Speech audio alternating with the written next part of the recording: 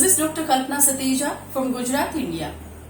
Since 1 year, we are watching this COVID-19 pandemic has created lots of problems across the world. There are many economic indicators are degraded due to this COVID-19 pandemics. And one of this is employment. Nowadays, employment is a vulnerable issue for any country. There is no employment in rural and urban area.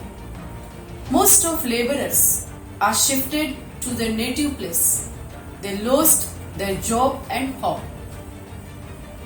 This vulnerable indicators employment created a huge gender gap and gender inequalities across the world.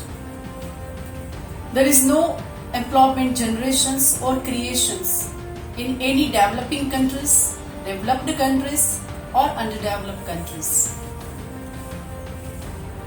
To discuss about the employment scenario, we are going to meet in a one platform which is going to be organized by American International Federations, Educational Federations USA, Yes You Can International UK and CONIPA. This international virtual conference which is going to be organized on 1st May 2021. Definitely, subject experts, teachers, professors, motivational speakers, great leaders are going to be talk on various issues of employment. So I am very thankful to American International Educational Federations USA to giving me this opportunity to speak on employment generations.